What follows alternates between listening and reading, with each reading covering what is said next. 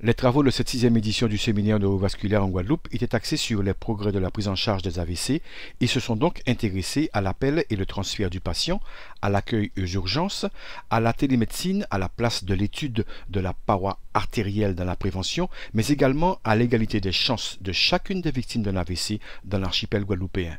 Notre grand plaisir dans ce symposium qui a réuni l'ARS, l'Association France AVC et l'unité neurovasculaire, mais qui a eu comme invité de la part de Marie Galante le docteur Portecope, de la part de la Côte-Soulevant le docteur Galland, avec aussi participation d'urgentistes des deux hôpitaux majeurs de la Guadeloupe, c'était que tout est fait en Guadeloupe pour que les gens soient égaux devant leur AVC et qu'ils bénéficient tous des mêmes soins.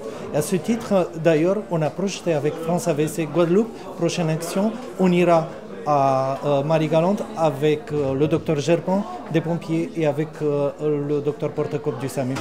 Le délégué de la Martinique a même remarqué qu'en Guadeloupe, nous avons l'habitude de travailler tous ensemble, ce qui est extraordinaire. Et donc, à notre, on a pu rencontrer nos confrères de Basse-Terre et relancer la collaboration entre les deux sites dans le domaine de la prise en charge des AVC.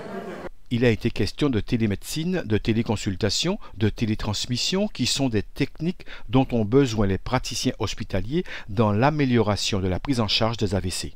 La télémédecine, c'est des praticiens qui sont inscrits à l'ordre des médecins, qui ont un plein exercice, qui partagent les informations du patient pour des prises de décision et pour des thérapeutiques. Et ils le font soit en direct, en temps réel, soit ils peuvent le faire de manière asynchrone.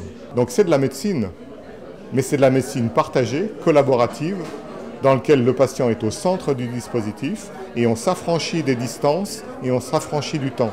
Mais on ne s'affranchit pas de formaliser ce que l'on doit faire. Chacun trace les éléments dans leurs dossiers médicaux, dans le dossier du patient. Tout est formalisé, tout est contractualisé, et ce qui fait que chacun sait ce que l'autre a fait pour la prise en charge du patient. Et le patient est tout à fait informé de ce qui se passe. Le plus souvent, il donne son consentement à cette prise en charge pluridisciplinaire entre professionnels pour le bénéfice des patients. C'est ça la télémédecine clinique.